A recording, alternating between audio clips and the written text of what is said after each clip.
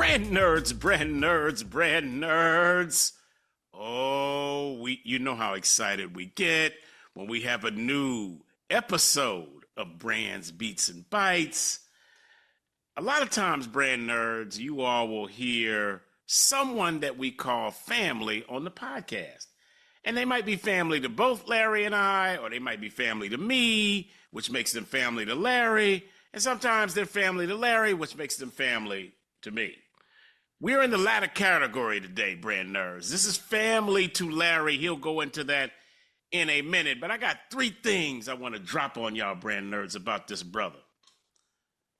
The first is, in brand management, throughout my career, and I know this is the same for Larry, when I have been at my best in a leadership position with the team, my team and I have a simpatico relationship with the sales team.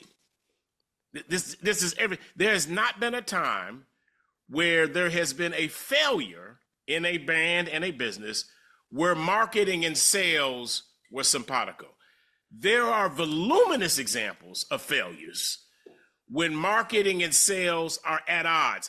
Healthy tension, good. Hate each other, bad. This next guest understands exactly what it is on the sales side and how a successful organization runs when marketing and sales are working symbiotically. Number 2, we just had a gathering at Georgia Tech's business school. Larry, I think it's Schiller. Yes, it is. Schiller Business School, great business school. And the professor that invited us over is a Coke alum. His name is Tim. Tim is a practitioner, not just a professor. This next guest has deep university experience, but also deep corporate experience. So his students are not just learning from an academician, no disrespect to academicians, love them, have been taught by many of them, would not be where I am without them. But as my daughters have taught me, someone who is only taught tenured, many years, peer-reviewed writing, that is fantastic. When you add real-world corporate experience, as my daughters have taught me, it just hits different. That's the second. And thirdly, I'm a member of Divine Nine. This next guest is also a Divine Nine member. Larry will talk about that, but let me just say, he has a certain affection for George Clinton and the song Atomic Dog. Let me just say he has that kind of just affection for that particular song.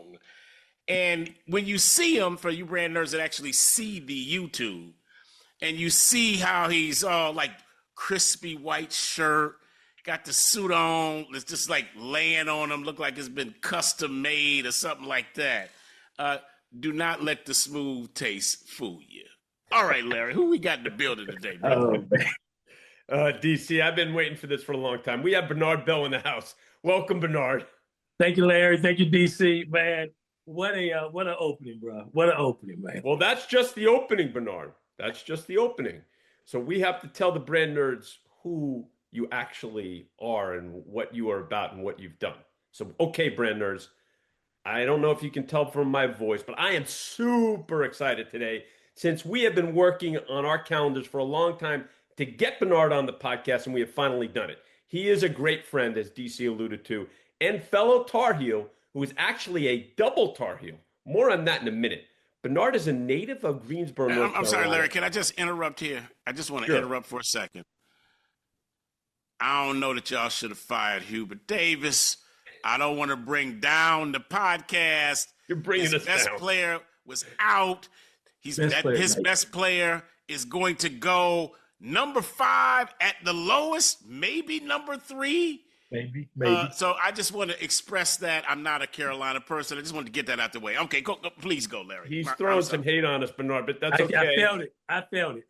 That's shade. That's shade. It is. But we'll traverse through it. All right. So Bernard is a native of Greensboro, North Carolina, where his dad was a professor at North Carolina A&T. Bernard earns his first of 2 degrees at UNC Chapel Hill, undergrad in economics, where he serves as captain of the UNC speech team, and they actually win the Natty. They win the national championship. Pretty big accomplishment. Brand nerds, you will hear, see, and feel this in a minute. Bernard's first job out of undergrad is at IBM, where he successfully sells consulting services for 4 years before coming back to Chapel Hill, where he earns his MBA in marketing. It's the 1990s, brand nerds, and cable TV is booming. Bernard jumps on that train, first joining Discovery Networks, where he's an account manager responsible for launching the Learning Channel and other nets to the Midwest. He then joins HGTV Food Network as a director, where he is responsible for the Eastern Seaboard. And under Bernard's stewardship in his region, HGTV and Food Network go from 0 subscribers to 30 million, which is 38% of full national sales goals. After this success, Bernard joins the Tribune Company as VP of Sales and Marketing for a new product called Zap To It, which is an electronic program guide. With Bernard's leadership, in just 1 year, they quickly grow the business to 30 million households. This success leads Bernard to obtaining a truly special opportunity, becoming a founding member of TV One, which at the time is a new cable network targeting African American viewers. Bernard manages all sales and marketing, and the network grows from 0 to 34 million subscribers with a net revenue impact of over $400 million. After 3 years, he is then elevated to special assistant to the CEO and spends the next 5 years managing a variety of items, including helping the network achieve profitability and obtaining more than 53 million subscribers. Now, brand nerds, this is where Bernard takes a major pivot. Not sure if you caught earlier when we said Bernard's dad was a university professor. Bernard gets the opportunity to join his and my alma mater, UNC Chapel Hill, as the Richards Donahoe Social Entrepreneur in Residence, helping students with high-level startup strategy by teaching courses in the entrepreneurship minor. Additionally, he serves as a mentor to students in the minor and across the campus as they pursue innovative projects in all areas of entrepreneurial activity, with a special emphasis on reaching diverse populations.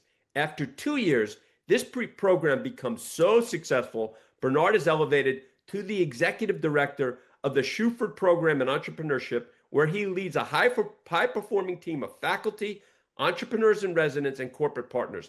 Additionally, with Bernard's leadership, the program grows from 200 students to over 600 students, secures more than 35 million in endowment support, and gains national recognition as the number 4 ranked entrepreneurship program in the country. Also, Bernard teaches the capstone class in the program, impacting more than 200 students annually.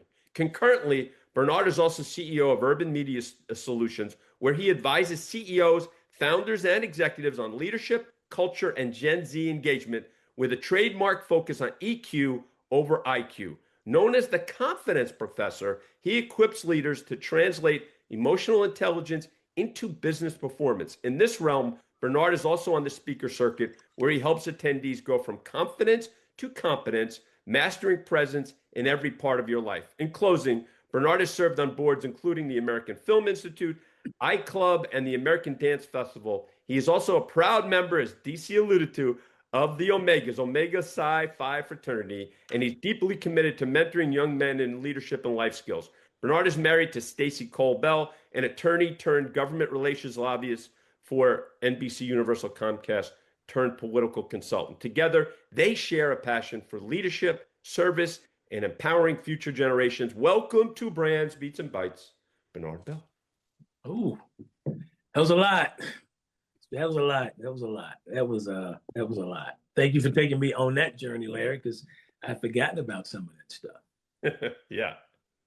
Your story, Bernard, I love watching Larry elegantly move his way and traverse the background of our guest. Oftentimes, far too often, and you know this, Bernard, we hear things like that said about other people as an obit. Mm-hmm. Yeah, Well they're said. gone. Yeah, they're Well gone. said. Well said. Yeah. But Well this said. is where on Brands, Beats, and Bites, you get your flowers while you're here. So this is Larry giving you your flowers, and they have been well earned. Well earned. DC, Yep. thank you. And Larry, thank you for that, man. And that was, I always get a little self-conscious, I guess, when the spotlight's on me. Yeah. So hearing that, it's interesting to hear, but it's also a little uncomfortable, you know. So thank you, man. Very welcome. You're very welcome. All right, now, Bernard, we're gonna move to the first section of our podcast. It's called Get Comfy. It's where we ask a question to get you warmed up before we get into the meat of the podcast. Now, serendipitously, we were just on a college campus, and the students brought something to our mind. We talked to an undergraduate class, and we also sat with a graduate class, Bernard. And when you and Larry and I were in business school, because we were all in business school around the same time, if a person coming out of business school did not get a permanent role, it was a surprise. It was a surprise. Most of the students, not all, Yes. most of the students got hired in their major at a well-compensated job. Most, not all. That's right. Today, the students remind us that's not the case. You know this. I see it a lot. Many who are exceptional students, they're not getting the jobs that they want. They're not, some of them aren't getting any employment, let alone underemployment. Yeah. So here you are as the confidence professor. It makes sense to me, as Larry went through your background, that someone who is now described as the confidence professor, you had to have some of that to go through the matriculate through the career that you've had. However, your first job was at IBM, Bernard. This is coming out of undergrad. And these students wanted to know about the glory that some of our guests have, which we'll get into later, but they were really interested in step 0 to 1.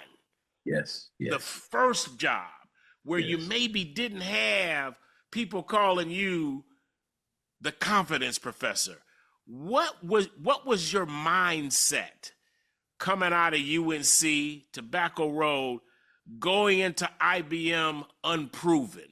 Walk us through that so that students listening might glean something from you, brother. So DC, first of all, that's a great question. And I loved how you teed it up. And I think my response will be a little long-winded because I want to take you on a journey.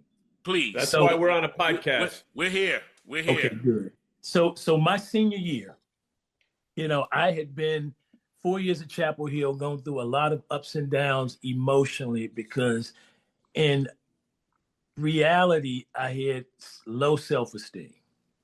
But that low self-esteem manifested itself as the loudest guy in the room. And so I'm the guy in the corner looking like everything's great. And I've come away from that experience saying the loudest guy in the room is usually the most insecure because that was me. But I played it well, so nobody really knew. I share that because I went through my entire senior year with no job.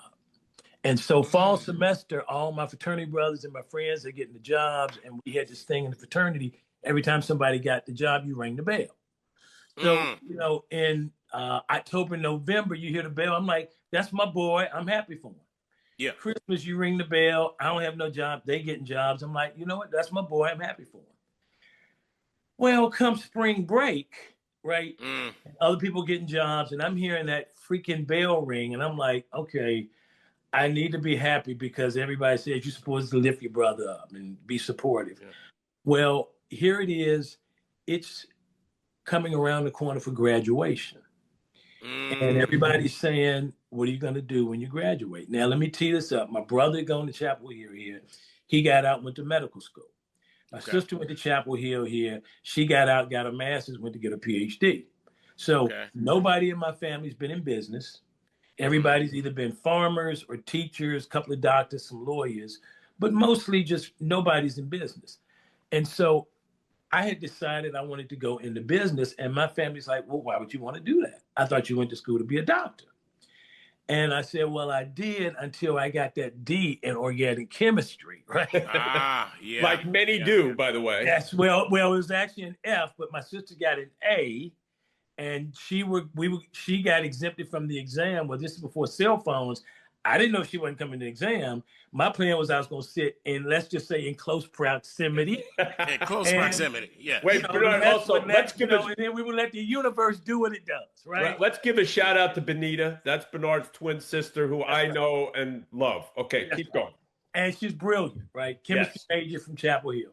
So she doesn't show up, and I'm sitting at the exam. I'm like, well, where the hell is she? And you know that guy or gal that you have this very complicated exam, and then 20 minutes later, somebody walks up and they turn the exam in. And you're like, really? Right? I'm struggling. It's a 3-hour exam. I'm going to need at least 2 hours and 59 minutes. And they done turned it in. So I'm sitting there and saying, I'm like, well, I don't want to turn the exam in because it'll make me look like I'm flossing, because I knew nothing. So finally, after about sitting there for 2 hours, and I'm thinking about, okay, I need to pick up my laundry, I need to do all this stuff, everything except doing my exam. Mm-hmm. And so I turned the exam in, and I got an F. Never got an F before. So my sister, who was one of the professor's favorite students, so I go to her, I said, Benny, can you talk to him and see if he'll change my grade to a B? Because I'm like, if you're going to ask, If you you don't ask ask for the B. Okay. You ask, I said an A is probably a little too, that feels a little too disingenuous. Mm-hmm. And so he called me into his office. She talked to him, and he says, now, Bernard, I will give you a D under one condition, that you never take another chemistry class at this university. And I was like, Oh, wow. Wow. And DC, I was thinking, you know what? We thinking the same thing. Right? I ain't got no problem with that. And so I got my D, and it changed my trajectory on what I wanted to do. And so now I didn't know what to do. So I ended up majoring in economics, I minored in math, with the thought that the math piece would tee me up for a good job. Mm-hmm. So back to interviewing.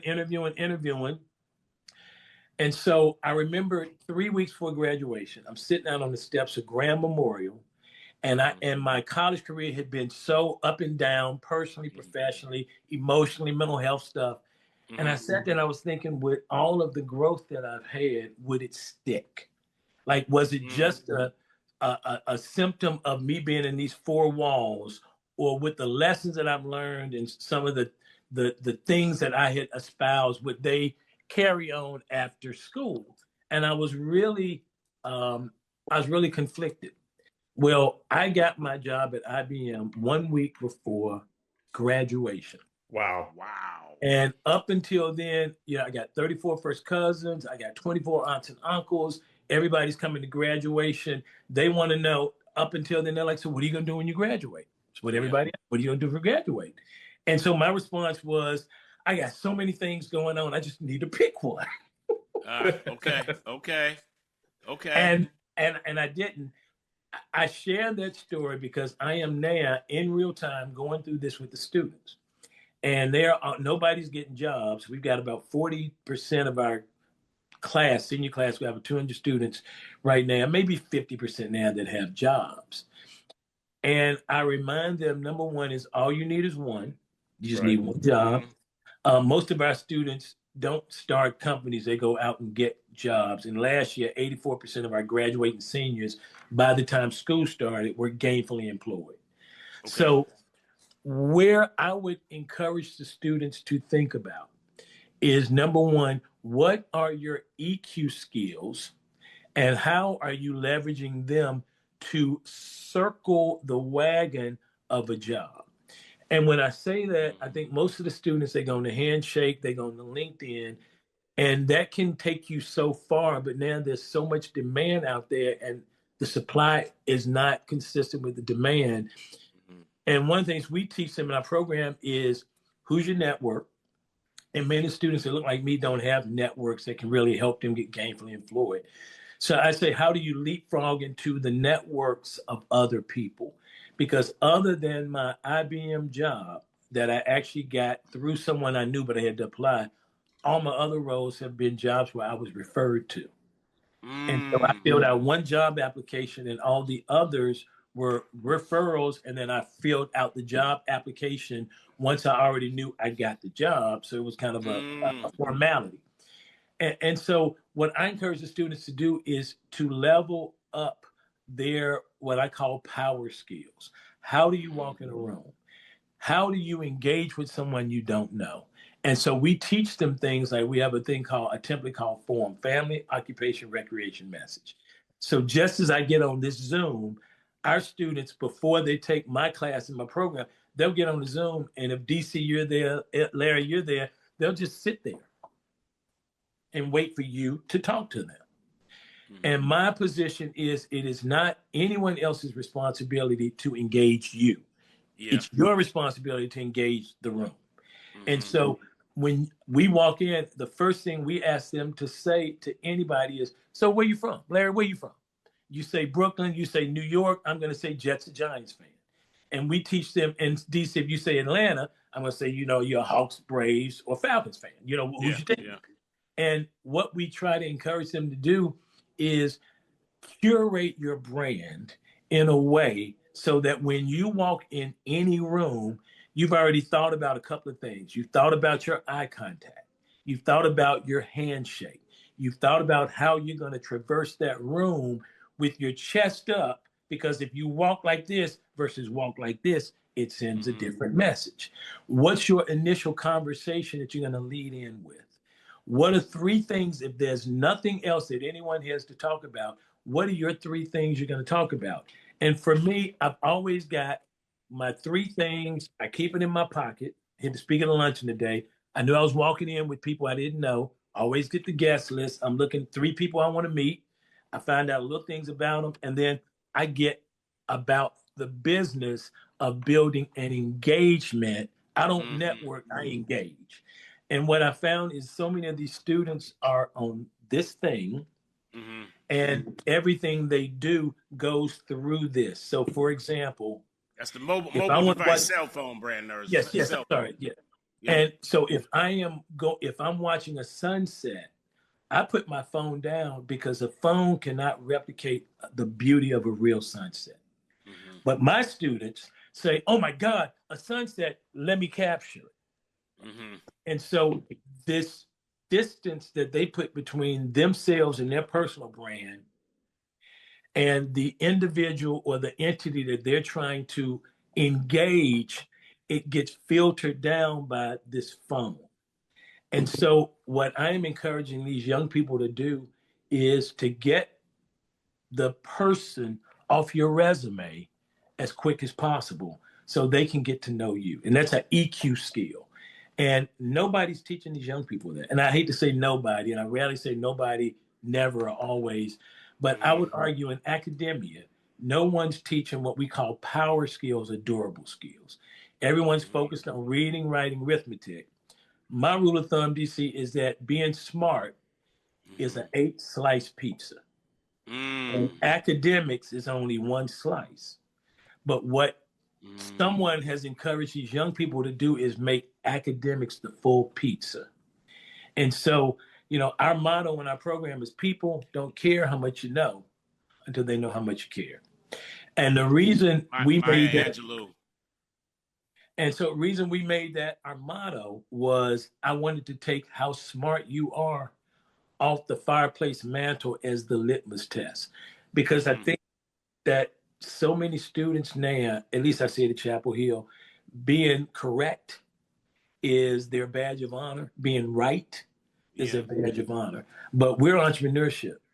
And the one thing that you learn in entrepreneurship or as an entrepreneur is that, you fail, little success, fail, little more success, fail, little more success. And rarely does it happen the first time. And when you've been so used that A's are your determination of how smart you are, and then we stick you out in the desert and we give you 24 hours and you've got to create something or build something or be resourceful, they can't do it. Yeah, And there's so no resilience. none.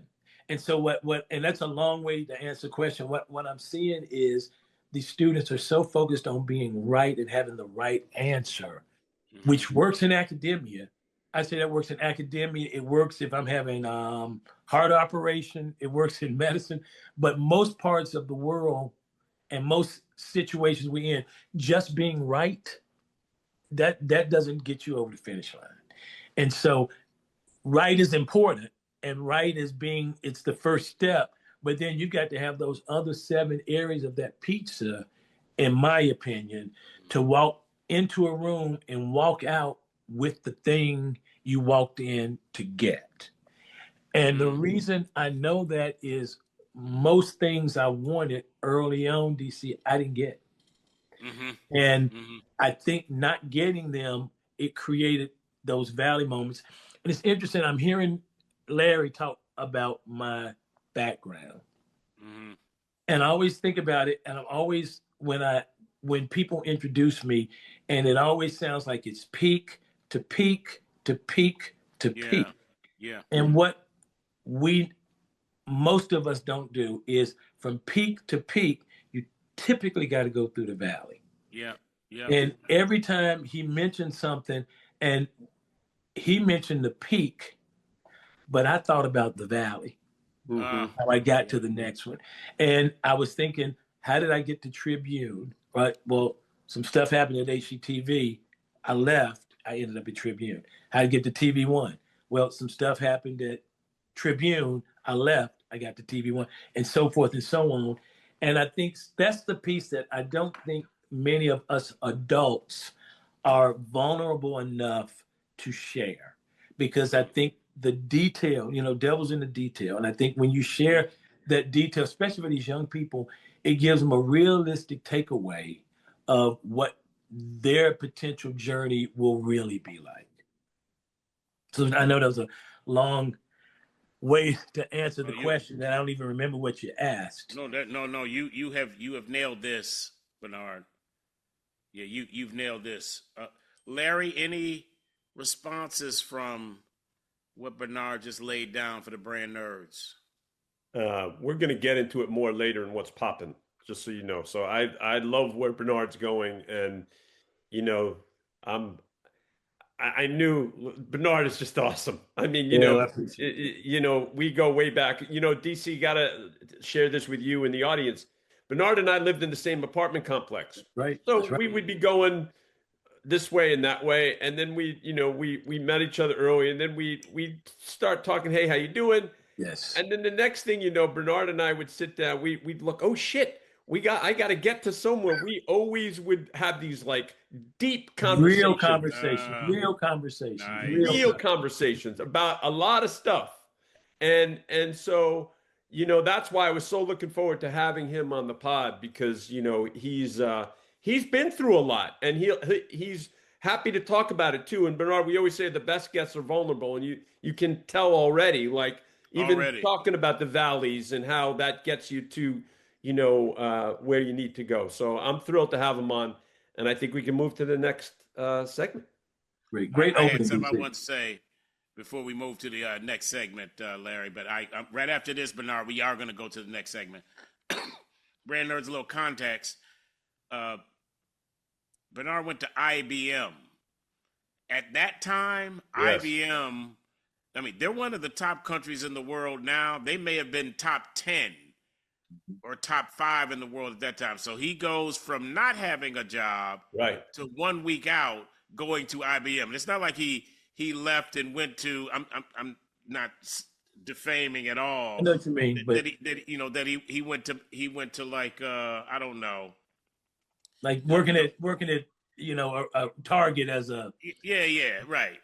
That's not to defame I Target. That's not right. Yeah. But if we're gonna defame anybody, Target would be not. Okay. Okay. Well, that's gonna be a different Just segment. joking. Number 2 is you talked about F.O.R.M, which is an acrostic. You said family, occupation. What's R and M? Yeah, so R is recreation, and then M is recreation. Okay. And the M, DC, is what you really walked into the room to do. Mm-hmm. And so, but I can't come in and say, Larry, would you hire me? But I'm really there to get a job. Yeah. But I'm engaging them, right? So I'm following them around. And if you follow me around at any cocktail party, any engaging network event, I have the same conversation. I have the same conversation. I'm asking the same questions, but based on the responses, the narrative's different. So if you say you're from, LA, I'm gonna say, are you a Raiders fan? Who's your favorite team? And then I'll go into family. So I might say, so DC, you from such and such? Your mom and daddy grew up there? Yeah. And then they meet. How many brothers and sisters you have? With your brothers and sisters? Where they at? And then occupation. What industry you in? And you say, and then I'm like, so is that something that you're enjoying? What brings you joy when you go to work? And to get them talking. And then occupation, you look like you work out, going to the gym, you're a Carolina basketball fan. And then I'll say, well, listen, man, this has been great. Would love to stay in touch. What's the best way we can connect? Because I am really interested in the industry you're in. And I'd love to grab a cup of coffee if you're open to it and maybe pick your brain on how I might expand my thinking about your industry. And we script this, and in class, every class, I bring students up to the front and they have to form each other. Because what I realize, if you don't do it in real life, you think you got it, but you don't have it. All right, final point, and then we go into the next section, Bernard, is you talked about you walk in with 3 things. You want to talk to 3 people. I love 3s. There is science behind why 3s are important. But we're going now to 5 questions. Larry and I go back and forth, hitting you with a total of 5 questions. I'm up. What was the first branding experience that you can recall? First, I see you already laughing. That you were so into it, Bernard, you lost track of time. You weren't into it because mom or dad said this is, or sibling said, oh, you should do this, Bernard. You were into it because you loved it. Almost like a first love. What was this for you? Oh my God. So her name was Teresa Graves. Okay. She was an actor. I guess they say actor back then, but she was an actor. And the show was Get Christy Love. Get Christy Love. And Get Christy Love was a police detective in Los Angeles. Yes. And she had beauty, she had brains, and she had a badge. She had an afro. Yeah. She would tighten up that belt around her waist. And I think I might have been 9 or 10 or something. Yeah. But I would say, I think they did 22 episodes. I saw all of them. Okay. And I just remember, her. I can tell you what clothes she wore, how she had her hair, how the pants would fall over her bum, as they say. Yeah. And but you know what? I think part of it weren't a lot of Black women on television then. Yep. You did not see a lot of Black women with power. And I grew up in a family where my dad had, it was 12 of them. He had 8 brothers and 4 sisters. My mother had 6 sisters. And I grew up in a family where women were very valued and we were taught to respect them. And when you grow up in a household where there's a lot of Black women around, and my friends would be like, they're like, why your aunts, why they shouting at you? I'm like, they're not shouting. That's just how they talk. They get up in your face. They talk to you like that. And I had a very healthy respect for, I think, Black women in power. But I'd never seen it. And so I'd never seen a Black female cop. I don't even know if they had them then. And so that was very iconic in my youth, was Teresa Graves, Get Christy Love. We even named we got a puppy, and her name was Christy Love. Wow. That's great. Okay. That's great. You know what I love about this, D, is that the reason why we asked the question, Bernard, is that brands that really you connect with, you can wax eloquently without even, it's just there, right? It's just, and so here's something that when you were a kid that you're giving us all this detail for, and we just love getting that from our guests, and that was awesome the way you just described that, man. That was great. That really was. Okay, I'm gonna go nature for a moment. Larry knows this about me, so does Jade and Jeff. But Bernard, I use nature often as a reference point for business. I understand. Because there's a balance, there's a Yes. rhythm, Yes. there's a perfection even in its imperfections. Yes. So I try to find analogs in nature and apply them to business and also my personal life. Now let me come to you in this Get Christy Love. A fruit in nature, if you have an orange and you squeeze the orange, what will come out of the orange is orange juice, because that's what's inside of an orange. Mhm. You're not going to squeeze an orange and get prune juice. Right. Impossible, because that's going to come from a different fruit. I would dare say that personally, for you, the reason why Get Christy Love was so important is because the fruit that you became, being around all these Black women that were valued, is when you squeeze a young Bernard Bell, the juice that comes out is respect for women. Yes. Respect for valuable, powerful women. Yes. So because that squeeze of your fruit, this is how you can look to, this was in my home. I'm now seeing it on TV outside of my home. The converse is also true. I think it's hard for a brother who has not seen a woman, a powerful Black woman in his life that is valued. If he's never seen that or experienced it, when you squeeze him, Christy Love and Get Christy Love is not coming out. It's not because he is angry. It's not because something's wrong with him. It's just you ain't going to get that orange juice out of him. You're going to get prune juice. Analogy. Yeah. DC is good analogy. Ironically, on my mother's side, she had 5 sisters. All of them except one went to college. You know, my mother got she got her master's from Columbia. Aunt got her PhD from University of Chicago. And my aunt, if she were alive today, she'd be probably 115. Oh, wow. My other aunt went to Winston-Salem State. My other aunt went to Bennett College. They all had terminal degrees. And I think I was raised, it's interesting. A lot of my uncles were a little more probably chauvinistic. But my daddy was the first Black person in this little town of Reedsville to go to college. And I think as a result, he picked my mother. She spotted him in the library at A&T. She was at Bennett. He was at A&T. And so the girls at Bennett would go over to A&T, and their mindset was, well, if they're in the library, they study. And if they study, and they're going to be somebody, and they're going to be somebody. They're a good husband. Good logic. So, good logic. Makes sense, right?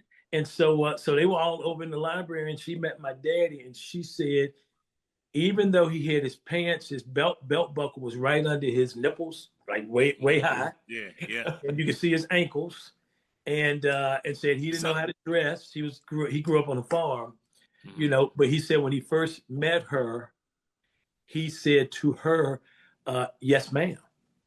And she's like, man, maybe same age. I think she might have been a year or two younger. But he said, yes, ma'am. And so, because he was raised to respect women, even though his dad, my grandfather, had a 6th grade education. You know, he was a farmer. But whatever they did with the women thing, man, they made sure that the women were supported. My mother was she was not a buttercup, right? She was very strong personality. She was going to make sure. My daddy was president of NAACP in Greensboro. My mother was secretary. And it's interesting. I just had a very healthy respect. I thought everybody did, but I had a very healthy respect for women growing up. And also, you have your twin sister who is the bomb in every way. She's a PhD at NASA. She's been doing that for about 22 years. Her whole thing is, if you're going to be a female scientist, you got to look good. You can't come in, you know, to kitchen all messed up. Some people may not know what it is. The hair in the back. But and so I think, and I, you know, my mother was a bit of a fashionista, so I think we got a lot of I never heard it put like that, DC. I may borrow that analogy about the orange juice. And if we put it on a t-shirt, I'm an entrepreneur, you'll get your 10%. No, brother, we're gonna flip that. I'm getting 90, you getting 10. All right. Next question, Larry. All right, Bernard. So who, and this is a great segue, who is had or is having the most influence on your career? So you know what? That's an easy question. There's this brother by the name of Jonathan Rogers. And when I met Jonathan, I met him at this restaurant called Jean Georges in New York City in the Trump, it was the Trump building right at 57 the Central Park West. Yeah. And I saw him, he was going around from table to table. It was a cable event. And I found out later he was president of Discovery Channel. And before he had been president of CBS News, and he had gone to Berkeley undergrad, got his journalism degree from Stanford. But when I got to TV One, he had been named president. And how I got to TV One, long story, but when I found out he was president, drive down to Silver Spring, meet him. It was just, we just got along great, hired me on the spot, second person there. But by the time I met him, when I met him, he was on the board of Procter & Gamble and had been on it about 15 years when I met him. He was on the board of Nike and he was on the board of NBC Universal. Oh, wow. And you know, those boardships, that's money in stock. But more importantly, he knew how to run a company. And most importantly, he had no ego. And for him to have had the roles that he had, Black man, education that he had, he was an alpha and he was a veteran. But he had this. Can you go back again, just for the people in the back of the pew? He was a He was a veteran. Veteran. No. I'm sorry. No, I know where before that. CEO. No. In the middle. In the middle. Discovery Channel, CBS News. The brother was an alpha. Okay, just want to make that clear. He can't even say it. I'm sorry. Go ahead. I know it hurt me the first time to say it, but I didn't say it. So he was an alpha. But more than anything, he understood how to lead. And I remember New York Times came and we launched this network it was TV One. We launched it on MLK's birthday in 2003. And so big launch event, New York Times, Washington Post comes to talk to him. And he says, you know what? I think you need to talk to one of my team members, Bernard Bell. I was so excited because I needed the external validation, right? And so he knew how to take the spotlight off himself and put it on everybody else. And what I learned from him was, if I, as a leader, make it about me and I have a team, the team will have a challenge in supporting me because I'm just lifting me up. And I'm doing it on the heels of all the efforts that they're putting out. But if I, as the leader, take that spotlight and turn it around on them and make it always about them, then they will want me to lead them because I make it about them. And it has got that one metaphor that I saw him do. It has guided me from the time I met him through my life, and especially in this role, which is a real leadership role. He taught me how to build culture from the ground up. He taught me that culture trumps strategy all day long, because if the people don't feel good about coming to work, they're not going to tell you which way to go.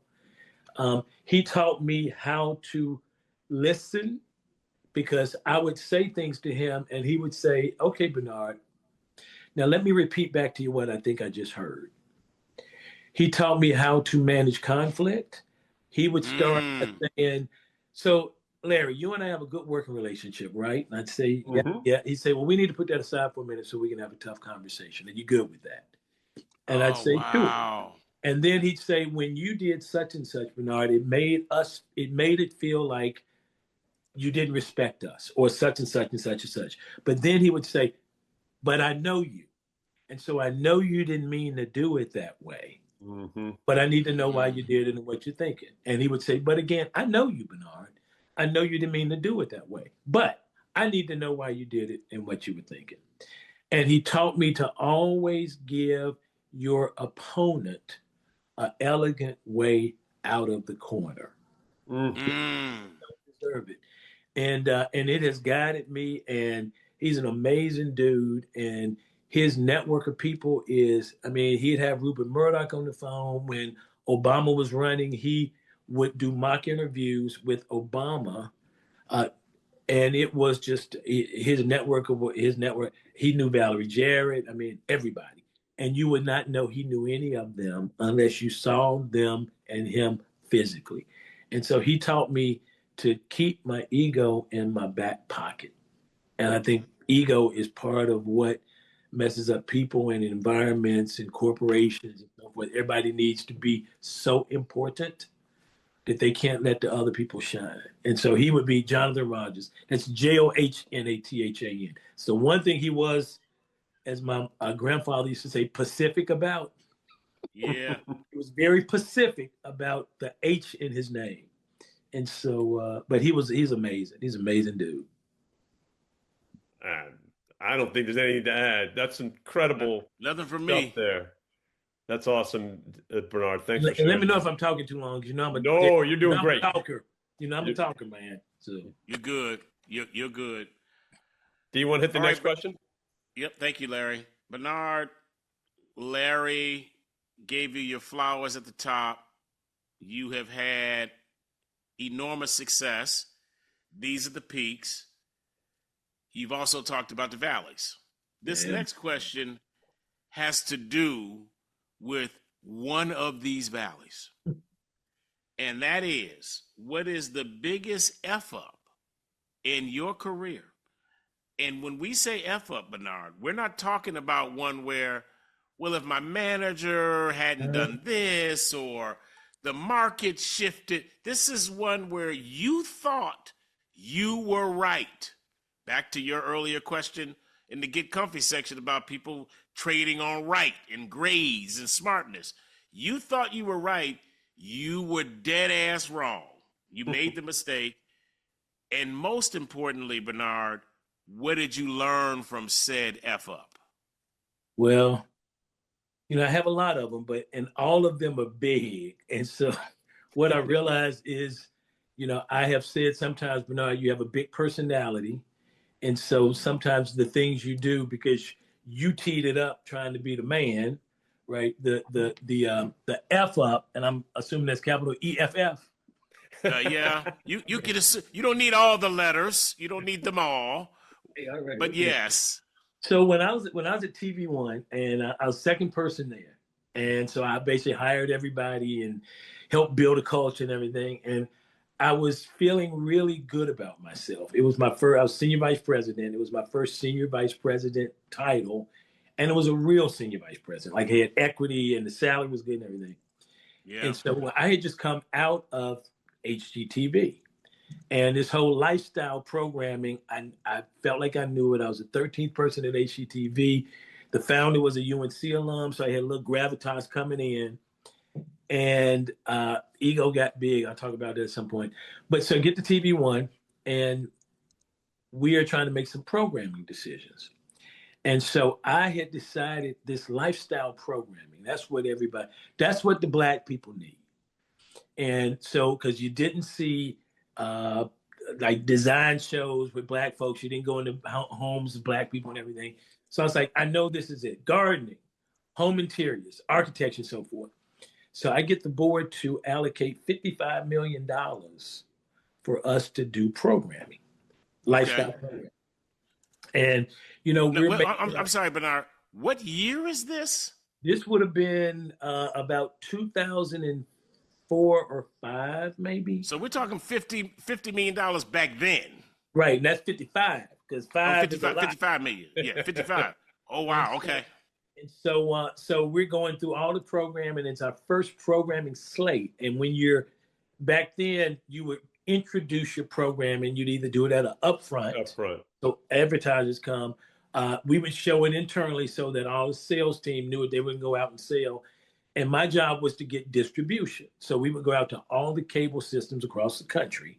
And now I'm in charge of all of it, plus Canada. So we get all the cable systems across the country. And the metrics were, if you get on in New York City had 1 million subscribers. Mm-hmm. The financial metrics were Time Warner Manhattan would pay us, say, a quarter per subscriber per month. Mm-hmm. If you do the math, you got $1 million, 25 cents. That's Carriage, $250. brother, carriage. You understand, right?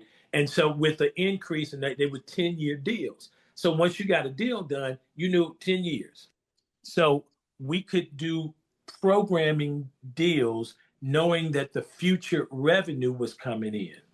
And that's without any money coming from advertising. I just Correct. want This is this is not Oh, yeah, yeah. this is distribution, carriage, as DC alluded to. So brand nerds, that's just like foundation money. Go ahead, Correct. Bernard.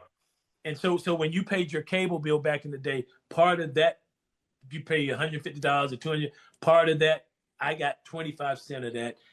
ESPN got $1, History Channel got 10 cents, so forth and so on. Right. Yeah. And so $55 million, shows go up on the air, nobody's watching. Nobody. We picked, and there were a lot of men there. We picked hosts for the shows that were beautiful, light-skinned women. Yeah. And what we found was that a lot of the people who were watching were working women or single moms, and they were home during the day because this is daytime programming. And back then, people weren't working from home; they go to work. And so, what we found, $55 million, one season later, nobody's watching. So we amortized it. We amortized it 55,000 over 10 years to go along with the distribution. So it's really $5 million a year, five and some change. But I had to go before the board and say, you know what, ratings are down. And so the question was why do we do lifestyle programming? And Larry, do you know the reason we did lifestyle programming? I thought I knew the Black viewing consumer behavior experience because I thought I was smart. And I thought I knew my people. And I thought I knew the industry. And I thought without doing the market research, right? Customer discovery, interviewing the customer, finding out who the customer is, going so deep as to what's the playlist that our customers are listening to, right? What cars are they driving? What's hanging up in their closet, right? And had we done some customer personas, but I was so smart, right? Got this big job, got this title, and I need to make a name for myself to let them know that I'm a veteran because I've been in the industry for a minute. And any other person, I believe, would have been let go. But because I had a relationship with the CEO, and we were being a bit entrepreneurial. We raised $130 million to do this. So you do the math. Now we're taking 5, even though it's 55, we're amortizing over 10 years, so we're really pulling 5 off the balance sheet. But it was a public. It was a. You know what it did for me? It made me realize that, number one, I was not as smart as I thought I was. And I really thought I was really smart. I mean, like I hate to say it, but I really thought I was smart. And what can happen many times when you have success in one vertical, we leapfrog into other verticals and we make the assumption that the same competence that we had in this one vertical, we take it over to other areas, and that's not smart. And I don't do that anymore. But that was, if you can imagine going to our board meeting and having to defend that. You see what I'm saying? And it was if that don't put your ego in your back pocket, DC, I don't know what does. But that was, and sadly, that wasn't the biggest one, but that was the biggest one I want to talk about. That's a big one, though. The big one. That is a great one. That's a great one. Larry, any response to that? What a fantastic answer, and what nuggets are in there for the brand nerds. But Larry, you got any thoughts? I have one. Yeah, I just want to say 2 things. One, Bernard, thanks for sharing. That's one of our best ones. Honestly, Yes. that's really no awesome. doubt. And the second one is that, as you said, brand nerds, we all build up chips in life. You build up things that when you do well, they're positive chips, and when you don't do well, there's negative chips, right? So Bernard had built up positive chips, Yeah. but he was also standing in front of that board. And I guess to the brand nerds, is there anything the way you handled that, Bernard, that enabled you to stick? Like, did you try and fight it, or did you just own it? Did you own the whole thing? Well, Larry, it's interesting you would ask me that because that is one of my pet peeves with people. Like my attitude, and I learned this from Jonathan. If it happens on my watch, it might be 15 people down in the organization somewhere. But if it happens on my watch, I stand up and say, I did not make this happen. Right. And My I bad. learned that from my boss, Jonathan, because he took the Mm, bullet on that one, right? As a good leader Right. does. yeah. And but I also had to learn. I think it. I think I lost some agency with the board. Yeah. Sure. No I doubt. think You I. should have lost some agency. You I should have. agree. Yeah. Thank you, DC. Sometimes just hear me. You don't have to comment. Yeah. Uh, but I think I lost some agency.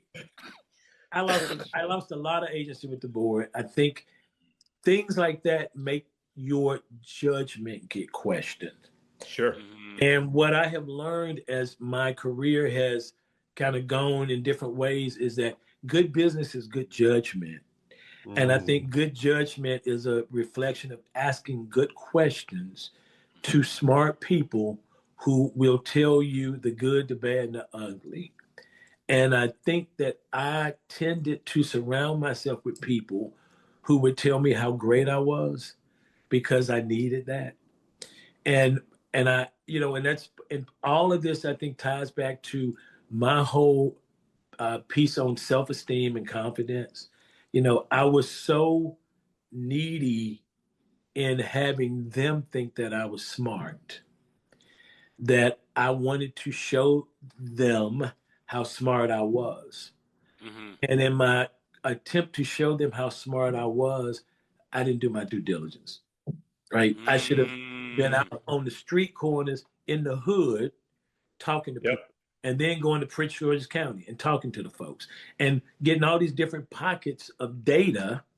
But I just assumed because I had been at HGTV and the programming was good that if I built it, they would come. Right. And mm-hmm. it didn't work like that. The other thing I realized was from a female branding perspective, many of my cousins, my female cousins, may want to edit this out, but they're not 95 pounds. They're not 120 pounds. We Mm-hmm. picked hosts for these shows that were light skinned and like frizzy hair and like 120, 130 pounds. And what we learned was that many of our viewers who were female, and some of them were single moms and they're Mm-hmm. working and so forth, and they ain't got time to go to the gym. They're looking at these women and they didn't know those women, right? That was not what they Mm-hmm. thought of when they thought about Black woman. And Right. so, and again, I did not take time to do the due diligence and the customer discovery because I thought I knew. I thought I knew the Black community. I thought I knew how Black people, and especially if you're the college educated, so forth and Mm-hmm. so on. Well, what we found is that demographic of Black consumers, they're working. So they're the least folks that watch television because they're Mm-hmm. not home during the day. So all these insights that you get after the check done cleared, Mm-hmm. it's hard to go back and say, "Oh yeah, so And so that one decision guided me on how to make decisions, how to communicate those decisions, but also how to do your due diligence before you even open your mouth. All right, Bernard, I'm going to say this quickly because we need to get to the next question. 2 points. One, regarding the fact that you thought you knew and didn't do market research. I'm going to give you a little bit of grace here because during that time, early 2000s, quite a bit of what was happening at cable stations and networks was led by people who were working almost exclusively off of instincts. That's true. Jeff That's true. Zucker at NBC, Les Moonves at CBS, Peter Chernin at Fox, Ted Turner before that. These folks had a feel for it. So Yes. I'm going to give you some grace for that. Still, you should have done the research. I agree. But the metrics at that point were different than they are today. The metrics, that's the data. That's number one. Number two is this.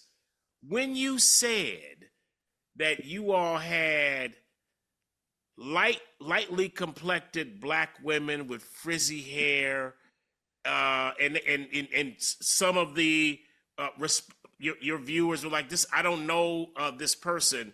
Sometimes, brand nerds, we make decisions that are almost into our brains through osmosis. Nothing is necessarily directly said, but something's coming into us. So, brand nerds, I'm just going to say this. I don't even want you to respond, Bernard. I don't. I want to go to the next question because I know she didn't do this. But if you think about Kathy Hughes, founder, bad and bad woman, and how she looks and how she likely looked at that time, pretty close to what you described, Bernard. Don't want you to say anything about it. Don't want you to say anything about it. So to decide to put up a bunch of women that look like Oprah when you've got Kathy Hughes as the founder, a trailblazing pioneer, will cut things off. I ain't gonna get into what. Okay, she's a bad woman.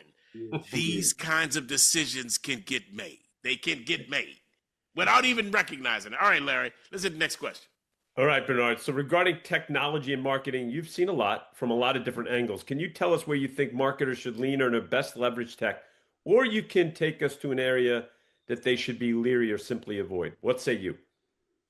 So, as an academic who's got one foot in the business world, I've really been trying to lean into AI tools. I am optimistic on many fronts. I am extremely pessimistic on many fronts, like I think many of us. But I have found that the AI agents, number one, there's so many of them coming out. I'm on some newsletters and just trying to keep up with the volume of AI agents. It's overwhelming.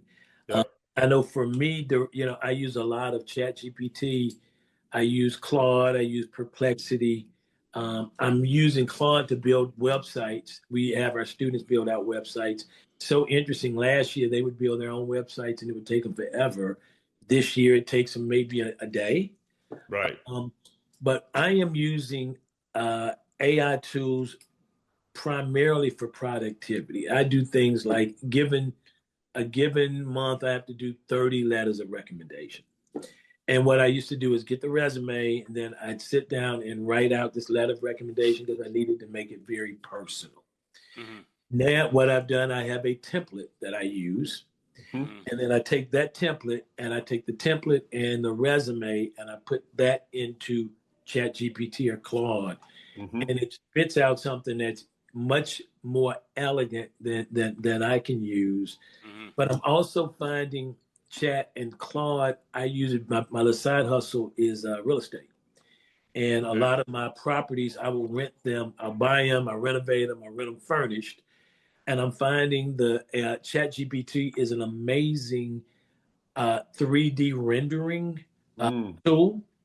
So I can take a blank space or floor plan.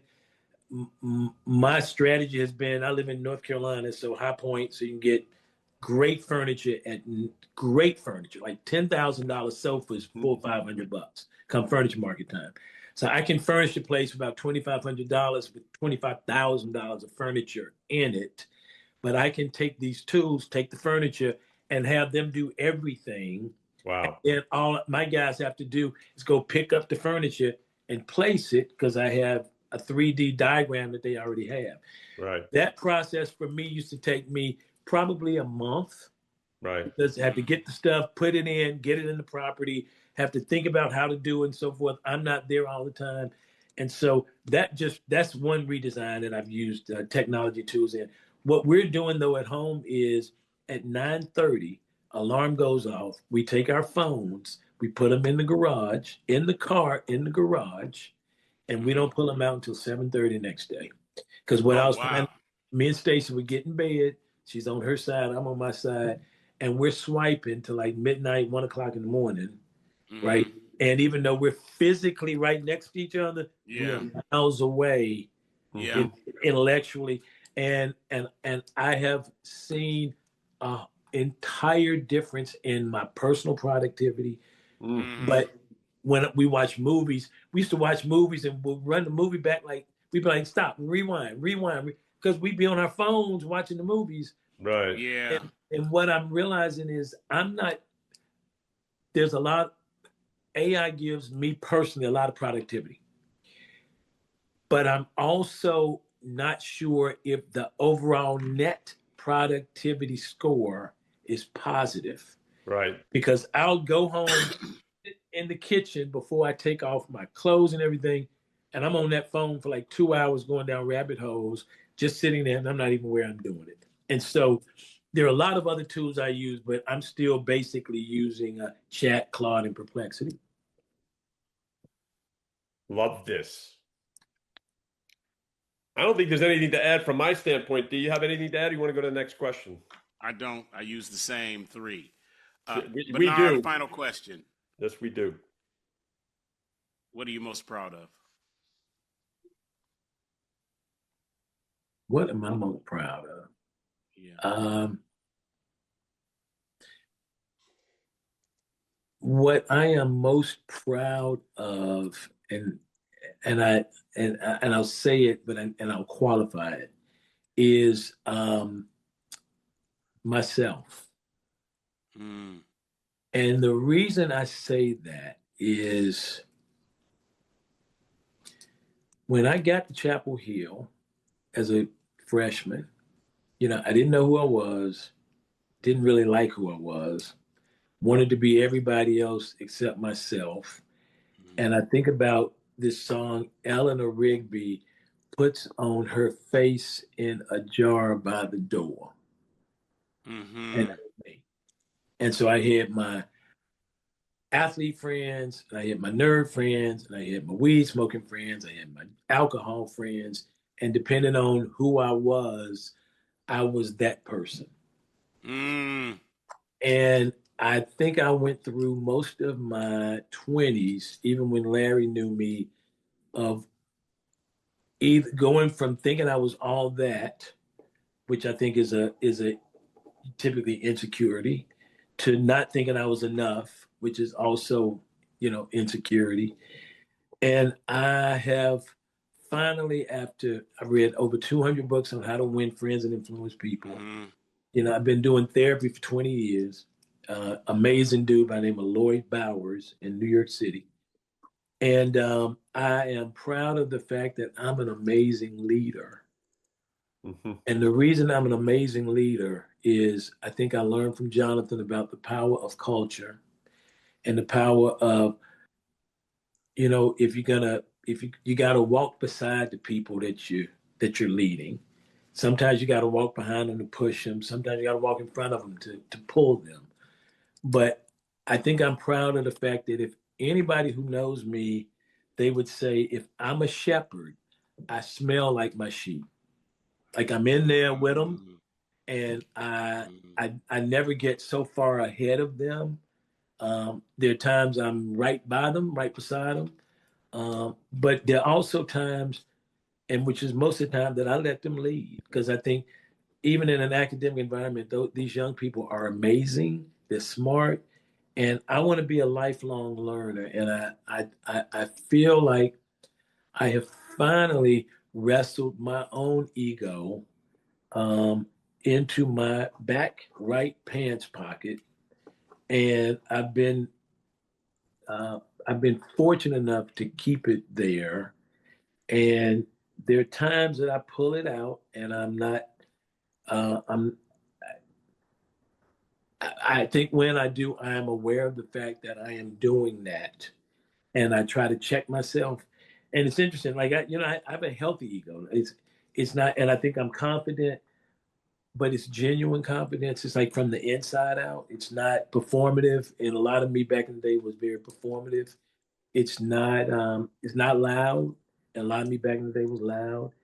And I think it's very genuinely trying to lift as I climb. My old boss Johnson used to say, "Well, ain't no fun being on a private jet by yourself, right?" Mm-hmm. And so you're gonna do it. You want to be able to floss just a little bit and have your boys with you. And so I have learned that so many things that we do, if the team's not there with you, the victory is not as sweet.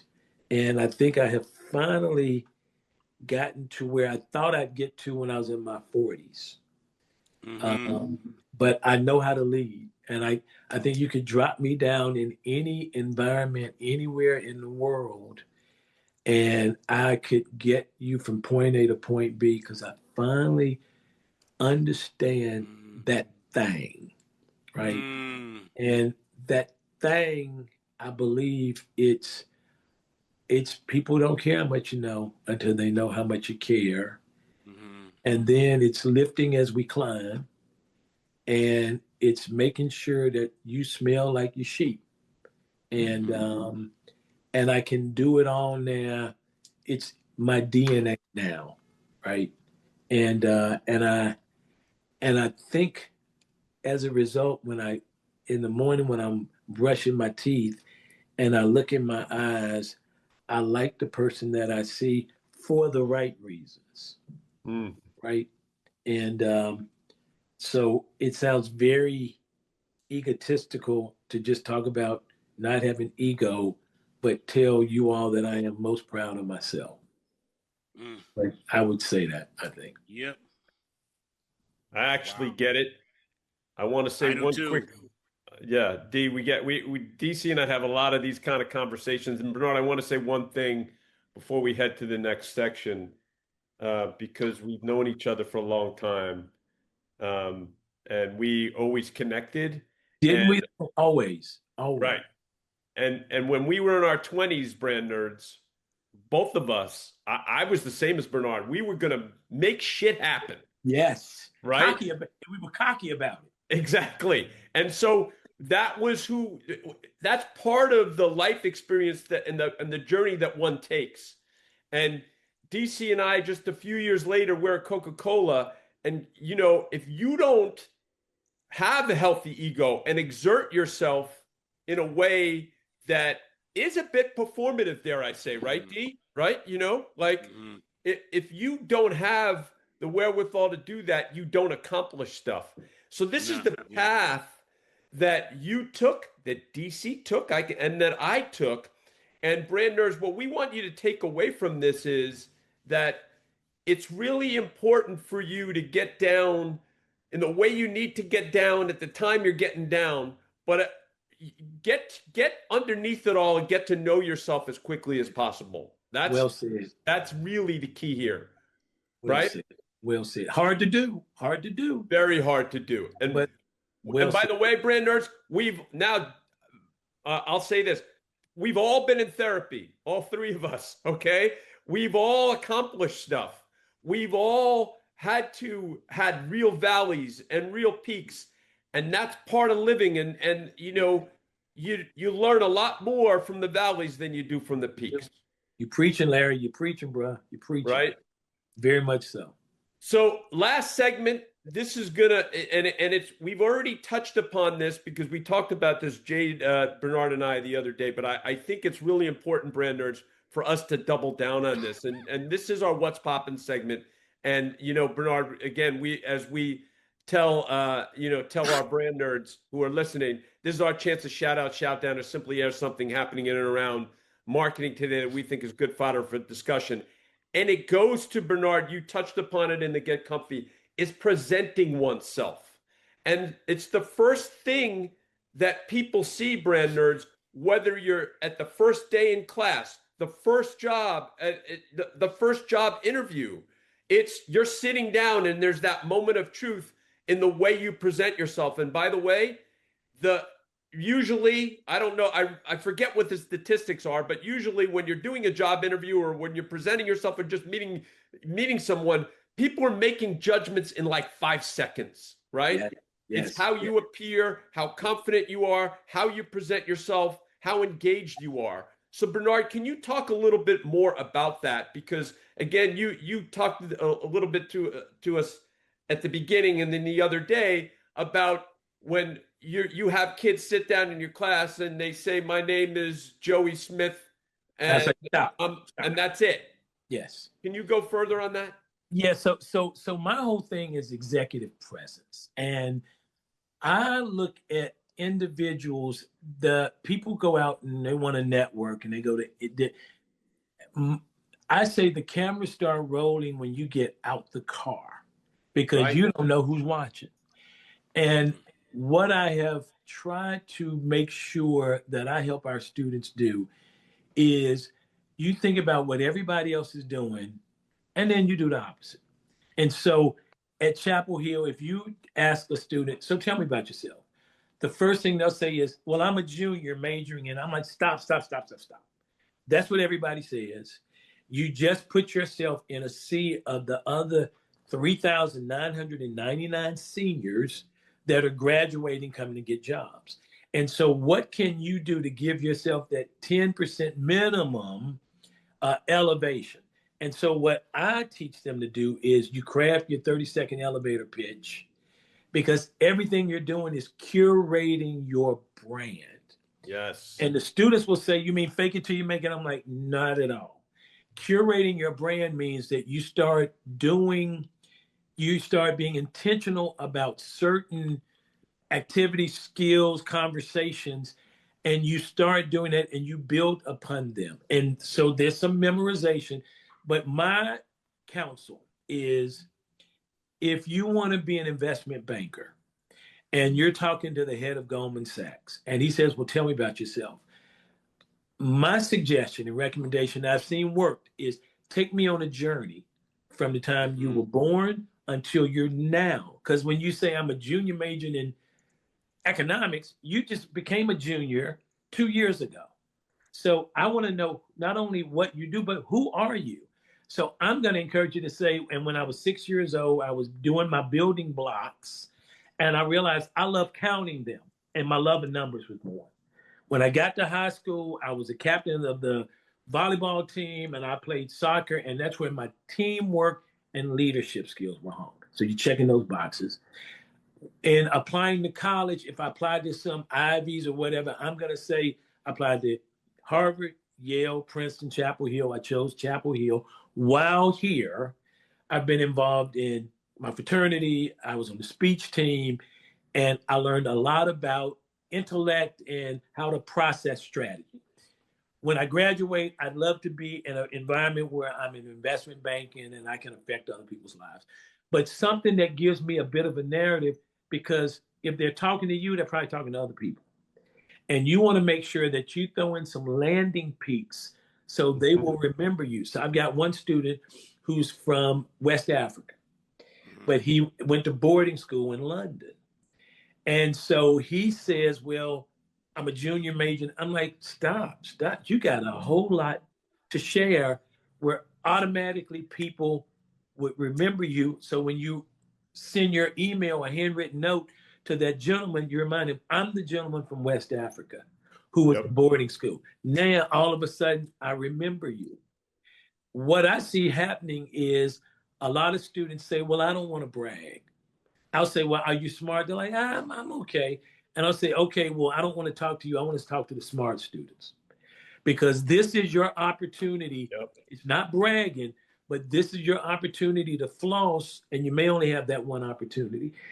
And so when I think about executive presence, to me, it's how you walk in. Do you walk in with your head down or your head up, your chest up, chest down? And people don't think about it.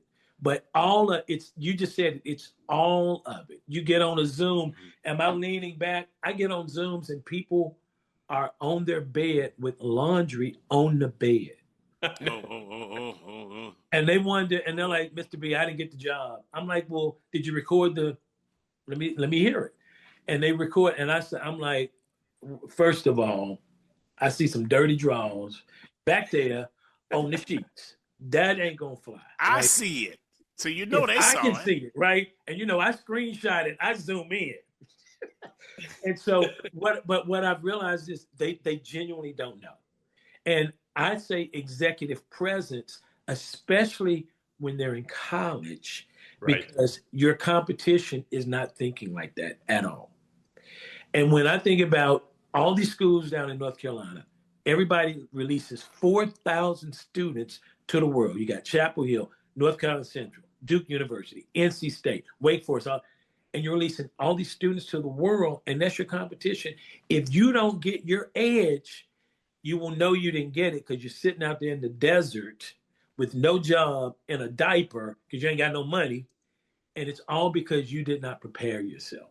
And so I use all of that to lead you into developing confidence because I can spot it a mile away. And when you walk in and you're holding your body like this, got your arms wrapped, and I see it all the time. You're standing in front of the class, you're leaning, rocking back and forth. I'll say, stop, stand still, right? Figure out what you're going to do with your hands because your hands are part of your body. Your body is part of your overall presence, but nobody's sharing this with them. And Larry, it makes all the difference in the world. And see, man, I got receipts. And I said, I got so many students that have used what I have taught and they've got these great jobs and their careers go up and they know how to ask the right questions to get insight as opposed to telling people what they already know.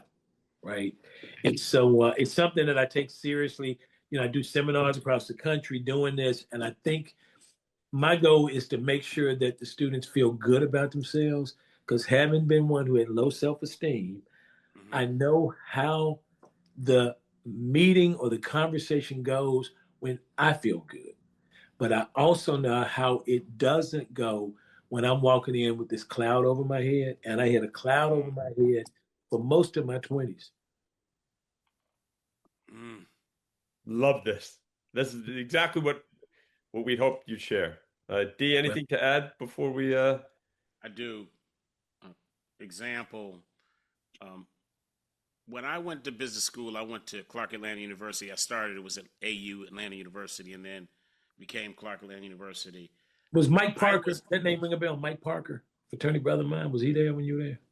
He went to work for kind of ring a bell. Yeah. And he went to work for McCormick. Yeah. He went to work for McCormick. Yes. Sharp brother. Yes. Sharp brother. That was fraternity brother. Yeah, he was a couple of years ahead of me, but yes. Yes.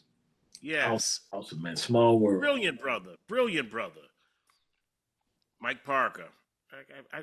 I don't know if he was brilliant, but he was years. smart. I don't know if he was brilliant, but he was smart. Yeah, he was smart. Okay, all right, okay. Well, that's your fraternity. That's your fraternity brother. So I was there because my GPA was so low and my GMAT in combination was also low. I was rejected at first and then admitted on a probationary basis. I was highly intimidated. At that time, there weren't many Black folks going to business schools, right. the best business schools around the country. So at that time, the number one producer of Black MBAs in the world was Atlanta University. So the best of the best, yes, the creme de la creme found themselves, Black MBAs found themselves at AU and then CAU. I'm in there just trying to stay alive. The jobs that were offered at the end of this 2-year period were otherworldly. And I was just trying to find myself one of them.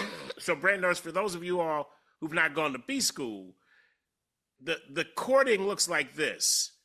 You go to school for a little while, and then the recruiting office brings in these fabulous recruiters from these top-notch companies from all over the world. And they come in, now it's Zoom, I would imagine, but back then they would come to the campus, Yep. they would host something. That's You'd right. have hors d'oeuvres, or as I call them, horse divers. There would be wine, but you would counsel, don't drink any That's wine right. until Right. after this thing. That's Don't right. do it. And so there'd be all of these things, and then there'd be a panel discussion That's right. with the people who are the executives, sometimes recruiters. There'd be some film that would run, and then came the question and answer period, where the students were given the opportunity to ask a question of this esteemed panel of folks that can hire people and change their lives. I'm at the first one of these, and I'm sitting in the back. I'm just trying to, and I'm studying it, Bernard and LT. I'm like, oh. They say, okay, open for any questions. There'd be silence, because it's a high stakes kind of a thing. Right. A pause that's awkward. And then eventually one of the seniors said, come on, somebody's got to say something. And then somebody would go, and then once a couple of people went, then the room loosened up. This is how it went down.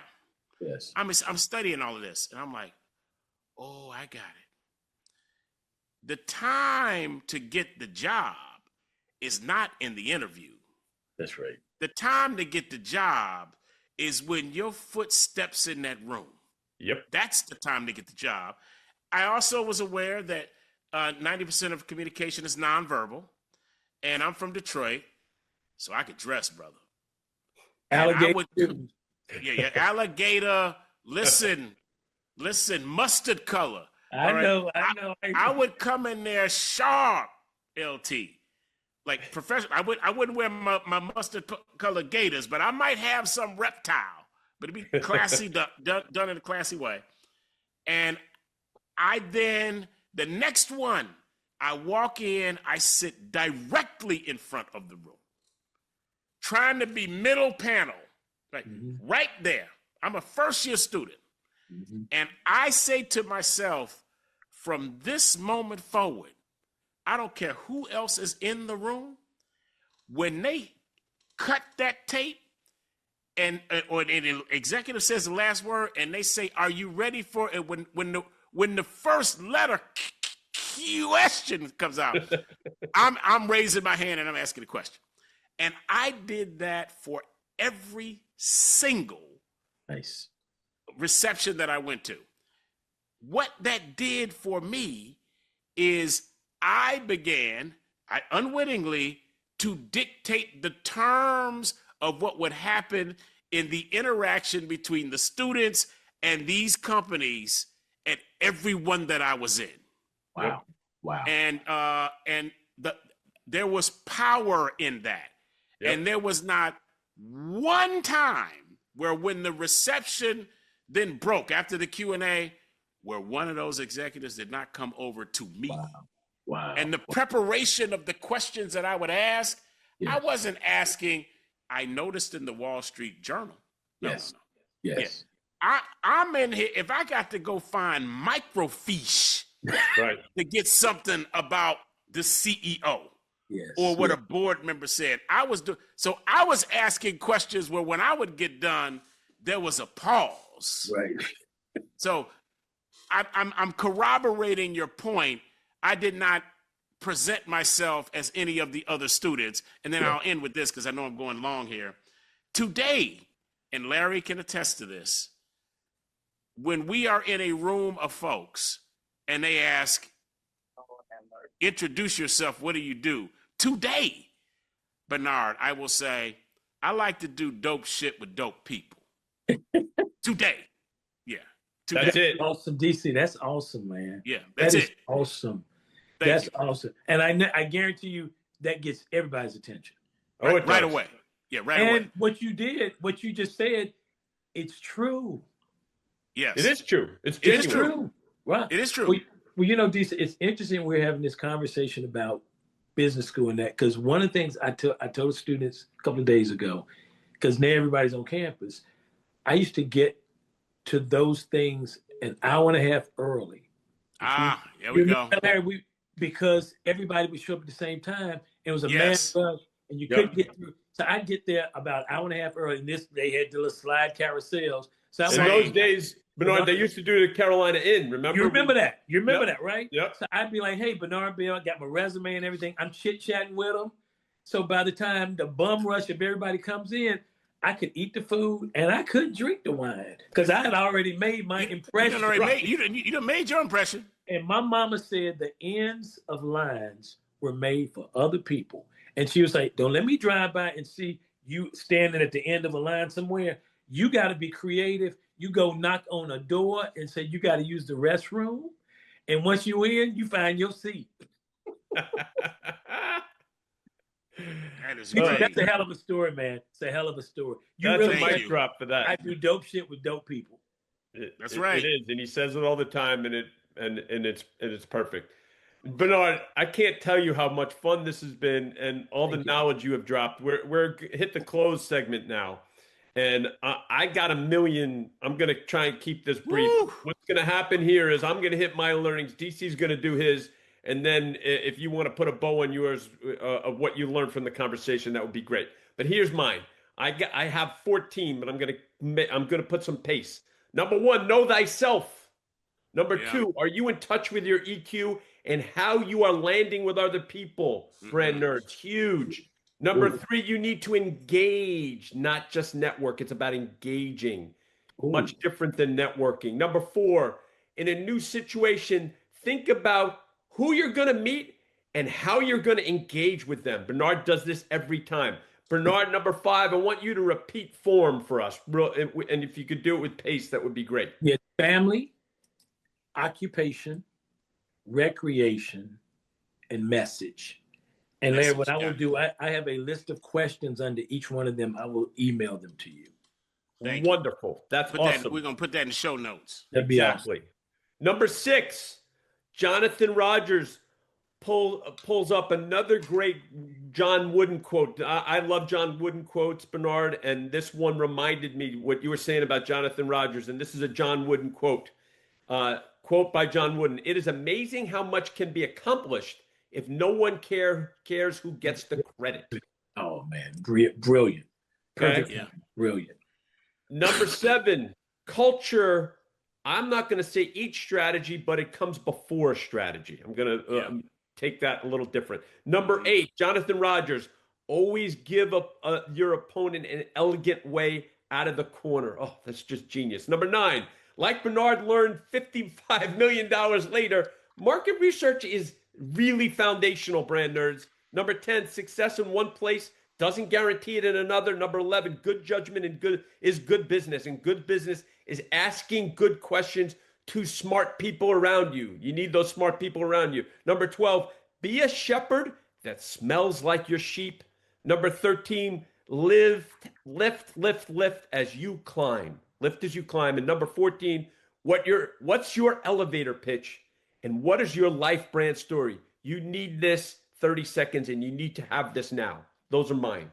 Wow, that's awesome. Wow. Man. That's wow, awesome. Larry, that's awesome, man. Wow. Wow. Bernard, you've given us and the brand nerds what Larry and I call, and you've heard this term before, jewels. Many jewels. At this section of the podcast, I go out on a limb, Bernard, and attempt to describe the mosaic of the human that is before me. And with each answer and each comment, I begin with a blank canvas, and at some point, it starts to take shape, the colors, the vibrancy, the layers, and a picture emerges for me. And that picture and my articulation of that picture is describing what is it that this human has, in my humble opinion, that none of the other 8 billion people on this planet can give us in the way that this human can give it to us. I'm going to attempt to do that with you now. Wow. Starting with Brother Bernard Bell, you are poetic. You, the way that you communicate your ideas is not like just communicating ideas. You're like taking wisdom and compressing it, codifying it into bars. This is how, and they're bars that make an indelible imprint on the mind of the listener. You don't just deliver information, you deliver formation. Wow. Formation. Yeah. Wow. In your words, there's a structure to them. There is balance to them, like nature, as I mentioned as a reference point. Here are just a few of your quotes that I can recall. Theme of the business school, or at least your area of it, is people don't care what you know until they know that you care. Yes. Another one of your bars is, in careers, people talk about, Larry mentioned this, moving from peak to peak. They overlook the valleys. You can't get to a peak without a valley. So you've got to, and your desire to examine the valleys and not skip over them, that was a bar. Put your ego in your back pocket. I know you learned that from Jonathan. That was your bar, though. I lift as I lead. Yeah, that's 5 words, people. Wow. That's just 5 words, and 2 of them are 1 letter. Okay, 2, but just the balance of it. I lift, as in the middle, I lead. 2 separated by an A. Wow, wow, wow. And then, if I'm a shepherd, I smell like my sheep.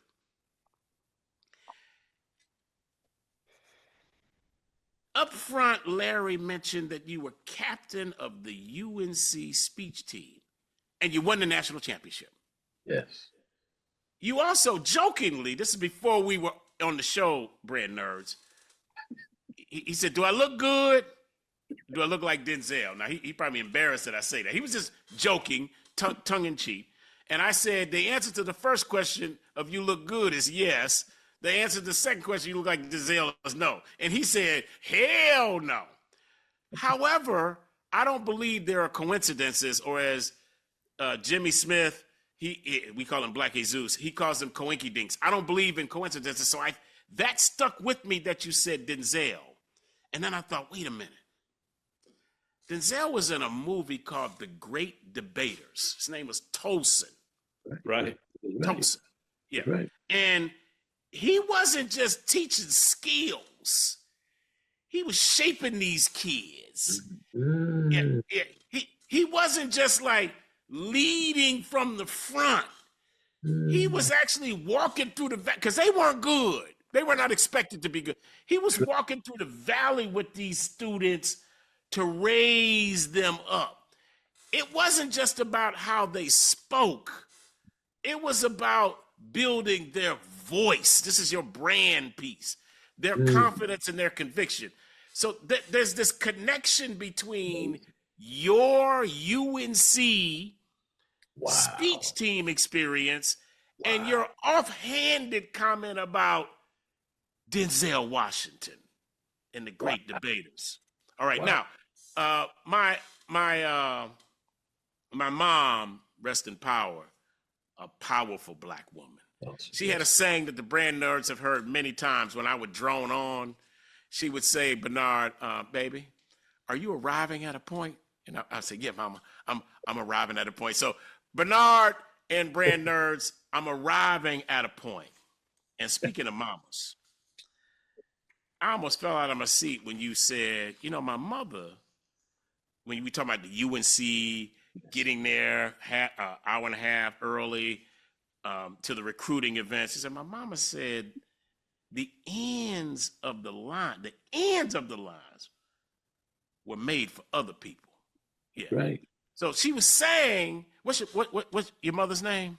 It was Queen Elizabeth. Queen Elizabeth. Okay, Queen, don't get it twisted. Queen Elizabeth. What she was also saying, because my folks in Detroit used to say this as well, to be Pacific is that ain't for my babies. That ain't for us.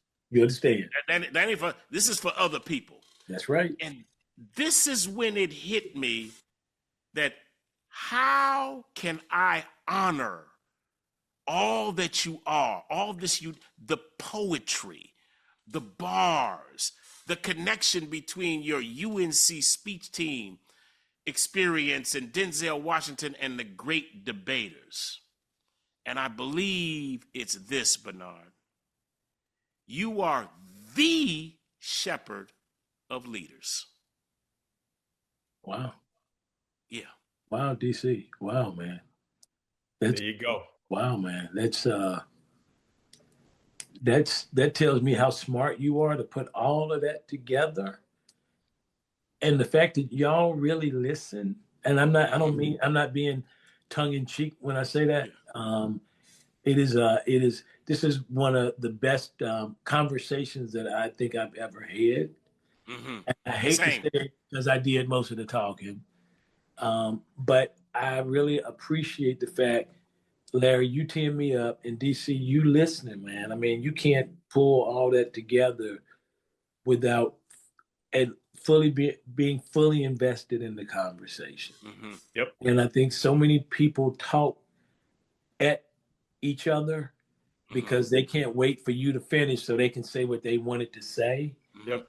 And that summary, that meant a lot, man. That tells me a whole lot about how smart you are, DC, just to even put all that together, man.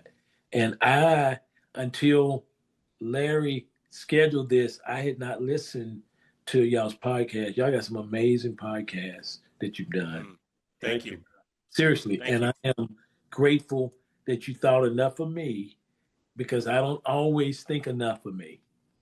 And so it's great when other people can validate some of the stuff that you've worked hard to do. And I get a little emotional when I say it, but it means a lot, because I think it's so much noise in the world. Yeah. And for people to take the time to do things, not say things, but to do things to show that you're valued. It's special. It's really special. And Larry, I appreciate it, man. Thank you. Your brother, Bernard, when we don't see each other often, but when we do see each other, it's like, you don't have this with many people. It's like we saw each other yesterday, man. And when we met in San Francisco, we hadn't seen each other in 20 years, man, and just hit it off. Yeah. Just like I mean, it was just amazing. And I'm going to lighten it up a little bit before towards the end here. DC, before you came on, Bernard was saying, man, I just came from an academic event, and I'm sorry that I'm dressed like this. I took my tie off and everything. So, and I said, Bernard, don't sweat it. There's a reason why you're wearing that. Yes. And there you go. It was wrapped up in the ending there. Right? Yeah. That was awesome. But it was a great conversation. Great conversation. And great team y'all have too. So amazing. Well, I think that puts a bow on it. I think we go straight to the close here. Brand Nerds, thanks so much for listening to Brands, Beats, and Bites. The executive producers of Brands, Beats, and Bites are Jeff Shirley, Daryl D.C. Calvin, Larry Taman, Jay Tate, and Tom Dioro. The pod father.